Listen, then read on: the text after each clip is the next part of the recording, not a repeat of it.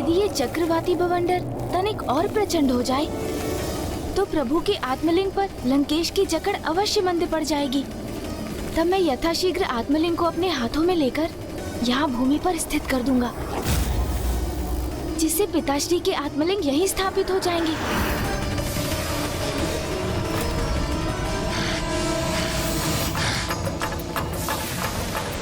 इस भवंडर के तीव्र वायु प्रवाह से कदापि विचलित नहीं होऊंगा मैं, और ना ही महादेव के आत्मलिंग पर इसका तनिक भी प्रभाव होने दूंगा।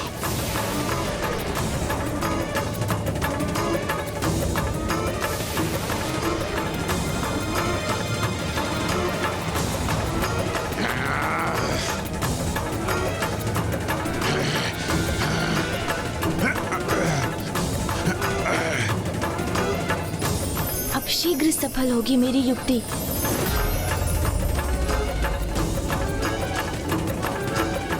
हे वायुदेव, इस बवंडर की उग्रता और तीव्रता बढ़ाने में मेरी सहायता कीजिए।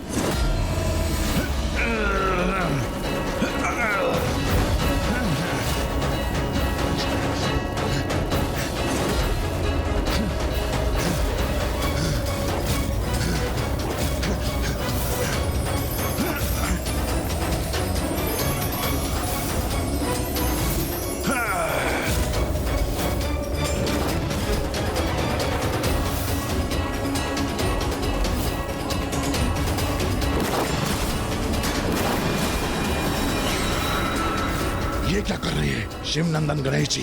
ये कैसी मुद्रा धारण की है इन्होंने?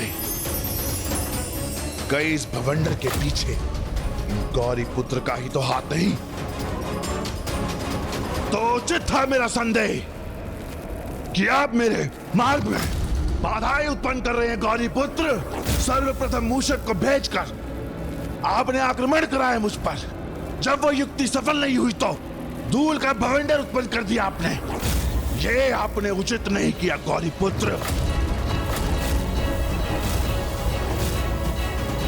अब लंकेश मेरी योजना के प्रति सजग हो गए हैं, इसलिए मेरा अभी सफल होना अनिवार्य है। उचित तो यही होगा कि लंकेश के हाथों की शक्ति शिथिल पड़ जाए और मैं आत्मलिंग को उनके हाथों से ले सकूं। मेरे मार्ग में आए इस भवंडर के पीछे आप हो या अथवा कोई और, किंतु आप लंकेश के हाथ से उनके आराध्य के आत्मलिंग को नहीं ले पाएंगे।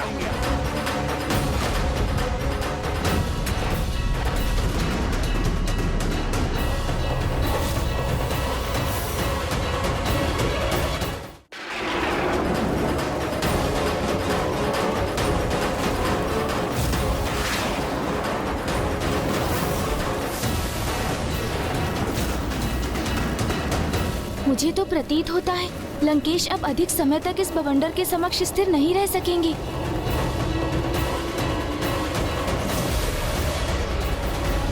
स्वयं पर मैं शिला और शिलाखंडों का प्रहार सहूंगा मैं, किंतु इस चक्रवाती भवंडर को मैं अपने आराध्य के आत्मलिंग को स्पर्श भी नहीं करने दूंगा।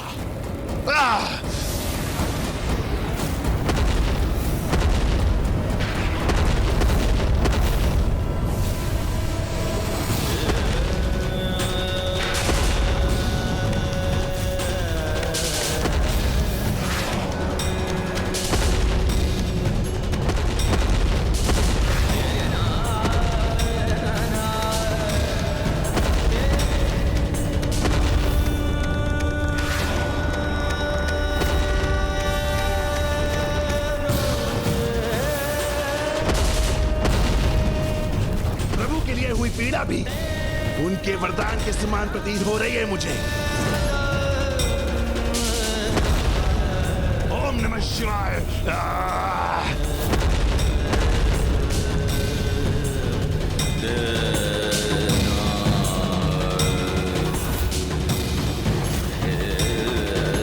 ओम नमः शिवाय।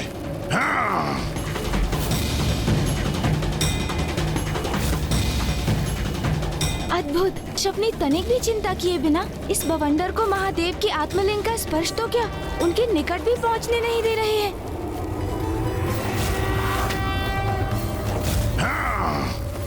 ओम नमः शिवाय। ऐसे महान शिव भक्त यदि उचित आशय और निस्वार्थ भाव से भक्ति करते तो इन्हें आत्मलिंग को अपने साथ ले जाने से रोकने की कोई आवश्यकता ही नहीं होती, क्योंकि मुझे पूर्ण विश्वास है कि इनकी निष्ठा और श्रद्धा के भाव को देखकर पिताश्री भी अवश्य अत्यंत प्रभावित हो रहे होंगे। एक महाशिव भक्त को इतने कष्ट में देखना अत्यंत कठिन है मेरे लिए।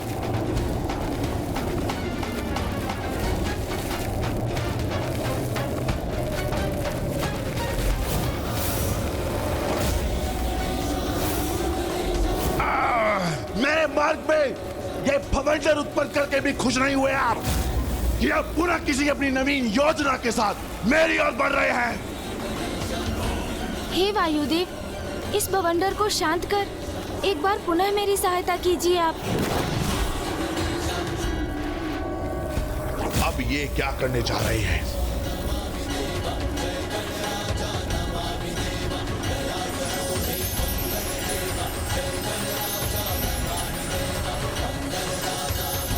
ये क्या? गौरीपुत्र गणेश तो भवंडर को विपरीत दिशा में मोड़कर उसके प्रभाव को कम करने में लगे हैं।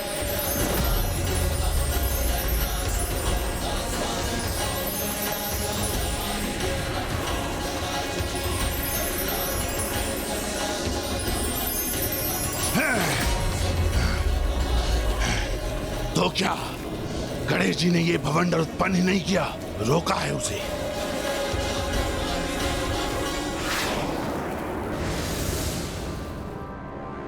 आप तो मेरी सहायता करने का प्रयास कर रहे थे पार्वती नंदन, और मैं अकारण ही आप पे संदेह कर रहा था। मेरे दोषपूर्ण व्यवहार के लिए मुझे क्षमा कर दीजिए पार्वती नंदन।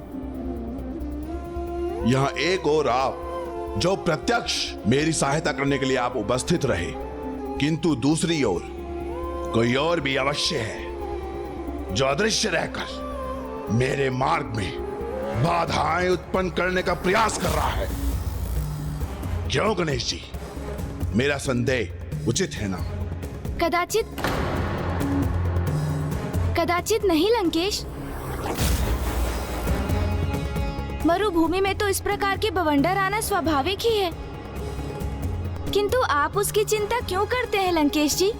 अभी आपने जिस प्रकार महादेव की आत्मलिंग की इतनी भक्ति और निष्ठा से सुरक्षा की, ये देखकर तो स्वयं महादेव भी अवश्य अति आनंदित होंगे। और एक भक्त के लिए प्रभु की प्रसन्नता से अधिक महत्वपूर्ण भला और क्या हो सकता है?